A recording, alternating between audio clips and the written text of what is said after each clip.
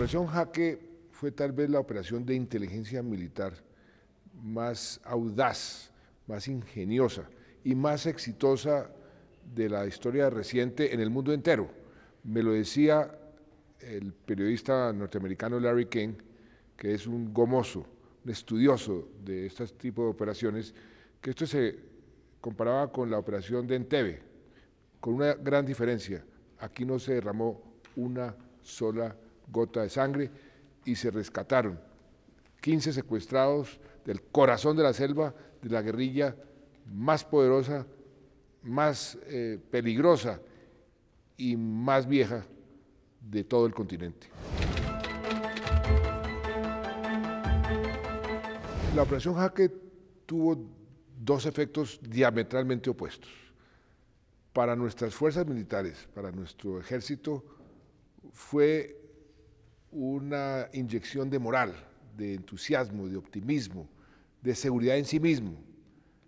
Por el otro lado, para las FARC fue un golpe mortal a su moral, a su entusiasmo, a su capacidad de continuar esa guerra que habían librado durante tantos años.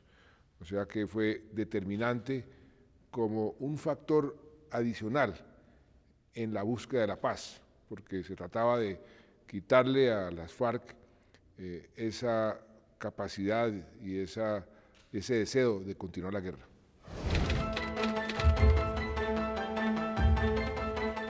Uno de los aspectos que más resaltan los historiadores y los expertos en este tipo de operaciones fue el hecho de que no se derramara una sola gota de sangre, que se hubiese podido a través del engaño, y la inteligencia tiene mucho que ver con el engaño, a 15 personas secuestradas, muchas de ellas llevaban más de 10 años en la selva, en la mitad de la selva, quitárselas a la guerrilla más poderosa del continente sin haber derramado una gota de sangre. Eso fue algo muy importante. Y otro aspecto que a mí me gusta resaltar mucho es que en el momento en el que estábamos planeando la operación, porque la planeamos minuto a minuto, cuando discutimos qué íbamos a hacer cuando el helicóptero con los secuestrados ya se fuera del terreno donde estaban y que iban a quedar, calculábamos entre 250 a 350 guerrilleros ahí, pues para cualquiera era lo lógico atacar a esos guerrilleros, pero fueron las propias fuerzas, el propio general Padilla, comandante general de las fuerzas militares, el propio general Montoya, comandante del ejército, los que dijeron no, esta operación tiene que ser totalmente limpia. Eso tiene más valor y tiene más impacto en la moral de las FARC que si hacemos una especie de operación rastrillo al final de la operación Jaque. El secuestro en Colombia estuvo en las primeras páginas de los periódicos, en las carátulas de las revistas durante muchísimos años. Éramos los campeones del secuestro en muchas modalidades, entre ellas los secuestros de las FARC. Así se financiaban, era parte fundamental de su financiación. Y varios de estos secuestrados se convirtieron en unos símbolos. A Ingrid Betancourt la tenían en una fotografía inmensa en la alcaldía de París y reclamaban todos los días su liberación. Los tres norteamericanos se convirtieron en personas muy importantes en el ámbito de la opinión pública norteamericana exigiendo su liberación.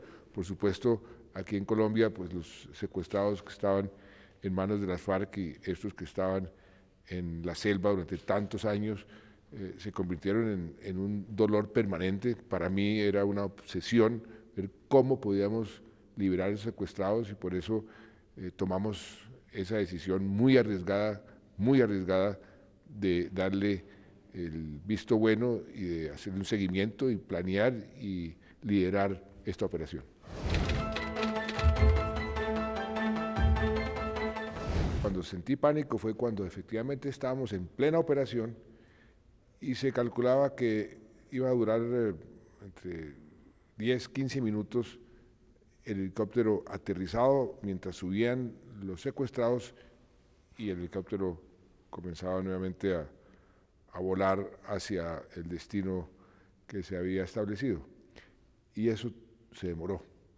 Yo estaba esperando un código, porque era el código del piloto cuando ya estuviera despegando.